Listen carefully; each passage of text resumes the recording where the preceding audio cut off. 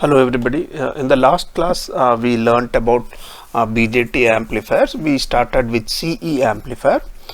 In today's class we are going to learn about common collector configuration amplifier and common base amplifiers, right? So we started off with an design and of an amplifier. We told we have a 24 volt and a battery, we have a microphone, and we have which would generate 10 millivolt signal, and then we said we have a speaker whose impedance is only 8 ohms, and the requirement was to amplify this 10 millivolt signal by 100 times to drive this speaker. And then we wanted to we didn't have an audio amplifier, so we wanted to design an amplifier all by ourselves. Okay, so we were looking into the design aspects of an amplifier. So we started off with an if you remember, we started off with an common emitter amplifier, and we saw we can achieve the we can get the desired gain, okay, using a common emitter amplifier. Now the only problem here was, if you see, the gain equation is beta RC divided by R pi, and RC we used around 10k, R pi is generally of 1k, and then beta could be anything between 20 to 1. So you have a high gain, but the major drawback out here was RC is in the numerator out here. That means the gain is a strong function of RC, and if you are going to connect a low load, say 8 ohms was the requirement in this particular case, this entire gain would die down, right? There won't be any gain if we have RL here, and here RL was assumed to be much larger than RC, but our requirement is to connect an 8 ohms load. So if you connect an 8 ohms, this would become 8, and hence there won't be any gain. So we need to do something.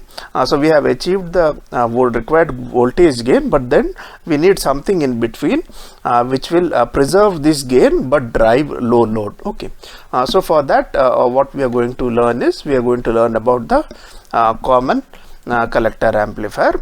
But before that, let's see, there is one alternate representation of small BJT small signal. So let's see how that looks like. So this is what we saw in the last class. You could represent a BJT by RB and GM VB. RB is nothing but R pi also, and then we saw that beta IB here. Okay, this can be represented as beta IB is GM IB. So these are some of the various variants of the small signal model which is used. Okay, so here GM is nothing but, from this equation we will get beta RB. Okay, today we are going to use this particular model, and what is different here is you have a base here, then you have an emitter resistance here. Okay, now the current which is going to flow in this particular model in RB or R pi, the current which was flowing was IB. Now we are going to represent it like this, and assume that the current which is going to flow here is going to be IE. Okay, that is the emitter current. Now if you see here, this was VBE IB into R pi, because we assumed that this is R pi and I base current was flowing here. So VBE was given by IB R pi. In this model, we are going to assume that IE is going to flow here. Now VB will become IE into RE, right? Now IE is nothing but 1 plus beta RB, right? And then if you compare these two equations, we get R pi is equal to 1 plus beta RE, right? So this is RE now. Now RE is if RE is equal to R pi divided by 1 plus beta, so RE will be much lower than RP by a factor of 1 plus beta. Okay, and RE is also of a BJT can be computed using this formula.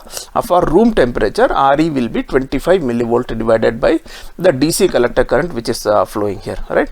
So if you see here, for AC analysis we can use one of these models, but we are going to use this model where we are going to use RE here. Okay, now like I said, RE is nothing but R pi divided by 1 plus beta. Okay. Now if you see, this is what a common collector amplifier looks like. You are giving an signal out here. For the common emitter amplifier, we had an RC and we were taking an output from the collector terminal. Here if you see, the collector terminal is directly connected to VCC here. R1 and R2 is the resistances which provides us the bias voltage, and you have one RE, external RE, which is put here. This small R is within the transistor. Okay, this is within this resistance out here. So that is a small RE. You are putting an external resistance RE, and you are tapping the output voltage from this point, and you are connecting a load here. Okay, now you have a capacitor, so that only the AC component gets coupled to the load resistance. Now what do we achieve by doing like this? If we write the equation, if you see V out, okay, V out is here, right, across the load, is IE into RE. Okay, this is the current which is flowing here. Now now here we are talking about an RE, okay, small R small e, which is RE in parallel to the load resistance. Okay, so whatever we are connecting here and these two resistance in small signal analysis, they will become parallel to each other. So that is why that we are representing as small RE, and IE, which is the current flowing here. And what about the input side voltage? If you see, V in is this voltage plus this voltage, right? So here also, since we are represented it by a small RE, that is, then we have the current which will be flowing will be IE. So I can write IE into RE plus capital RE, right? Now gain will be V out by V in. So if I divide these two, I will get gain as capital RE divided by small RE plus capital RE. Now this small RE, now that we learnt, it is R pi plus 1 plus beta is RE. So RE is R pi divided by 1 plus beta. That means RE is at a very small, right? So it's a small resistance, or 25 millivolt by IC. If you are having an IC as say 1 milliampere, then it will be okay, only 25 ohms, right? So it's a small resistance, whereas these could be much higher, these values, right? So if you see here, so that is why the reason is you can assume RE to be much lesser than RE, right? RE to be much greater than RE. So if you see here, then if we make that assumption, the gain is coming to be 1, right? So if you see here, so there is no voltage gain from here to here. Right now, that means okay, whatever is the input voltage applied here, there will be some drop across this, and rest of the voltage is available here. So it will act like a potentiometer only thing is, right? Then what is the great fun in dropping the voltage gain? Okay, the gain is slightly less than 1, but you can make the gain almost independent of the load resistance, right? Because if you see here, the gain is approximately equal to 1, and it is independent of the load resistance, right? So if you keep RE small, right, if you keep RE small, so if you have to keep RE small, all that you need to do is you have to apply an good amount of DC current flowing in this path. Okay, so if you keep this as say 100 milliamperes or 25 milliamperes, RE will be only 1. So you will find this term gets is become negligible with respect to this. So the gain will be close to 1. So even if you change the value of RL, the gain will continue to remain close to 1. Okay, you can have RL 8 ohms, 16 ohms, 32 ohms, doesn't matter. Okay, it will still remain close to 1. So now so this amplifier, okay, so can be used where you have to drive low load. Now it doesn't have voltage gain, but still we call it an amplifier. Why? Because if you see the input voltage, there is a V in. Okay, now if I have to compute the power, okay, V in into I in. Okay, I in is only the base current, right? Whereas the output is V out into the load current. Okay, whereas load current is approximately IE. Okay, so it is around 200 times. Okay, this is the from the source side, the current drawn will be IB. Okay, voltages are same, whereas the current which will be provided to the load is close to IE.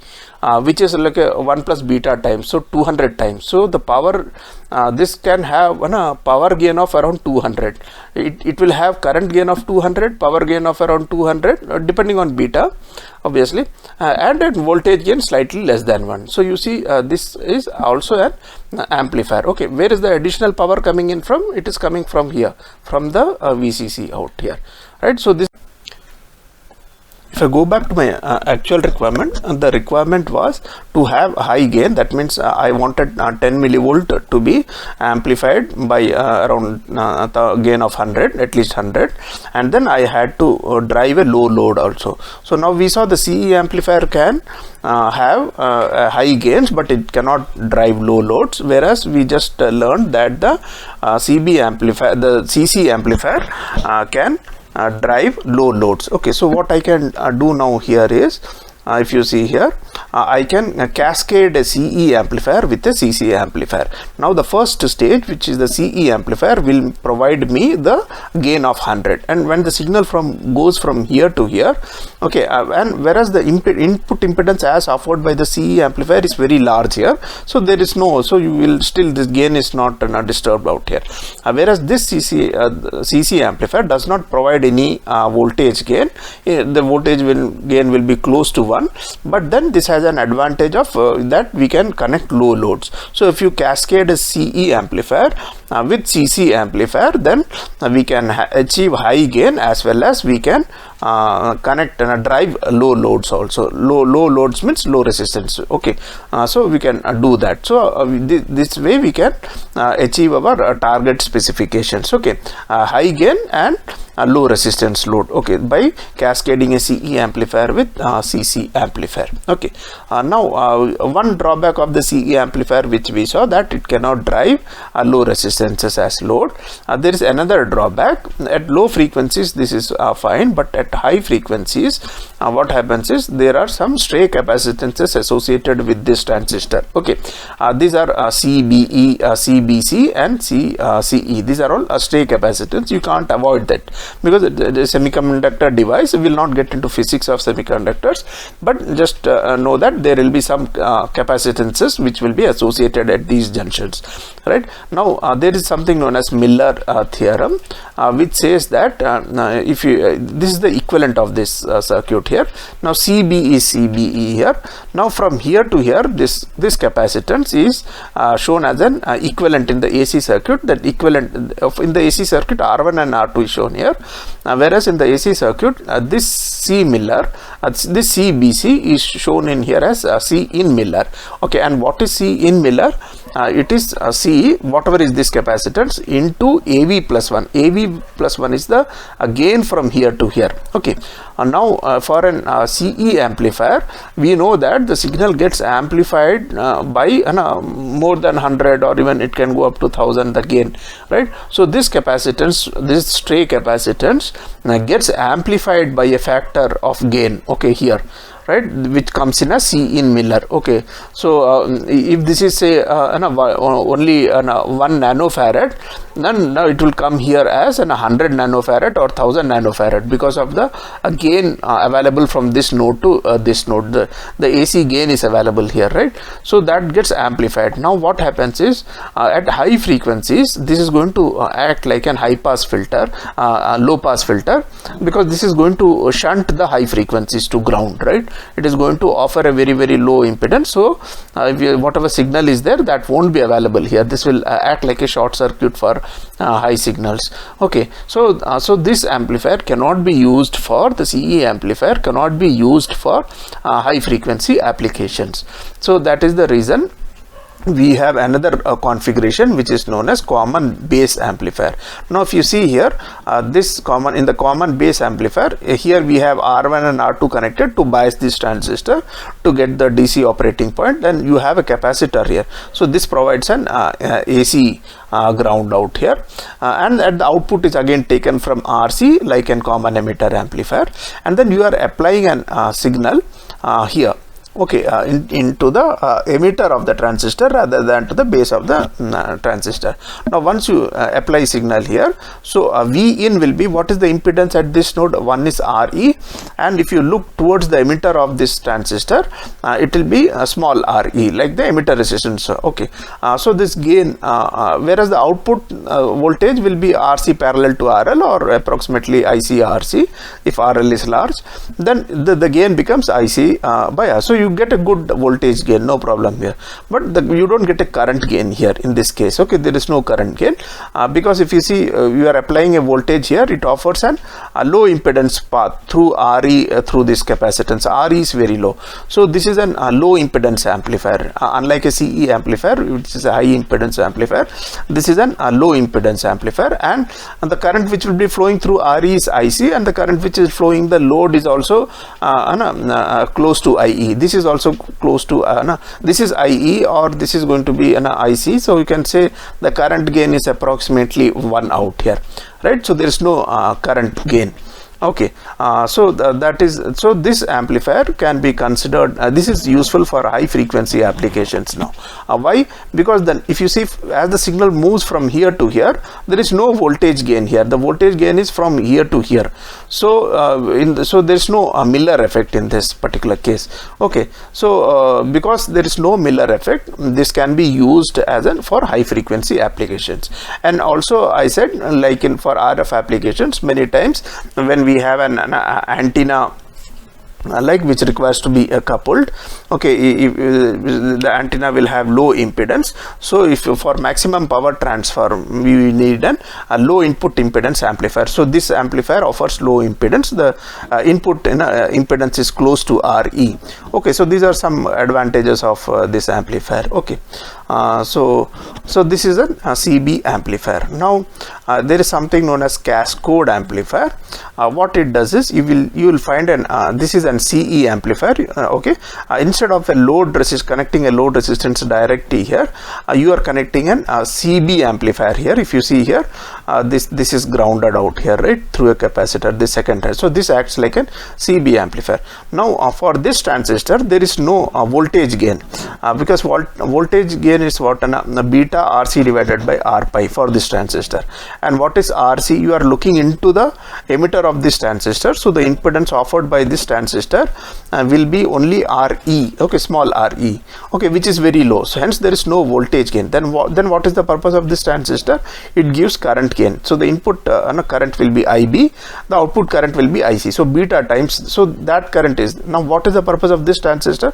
So whatever is the current gain achieved by this transistor, that will get translated here onto the top. Okay, so this current will now start getting reflected here, and the voltage output will be IC RC. Now you have the same gain as that of a CE amplifier in this case, whereas it doesn't have a Miller effect. So this is again an high gain amplifier.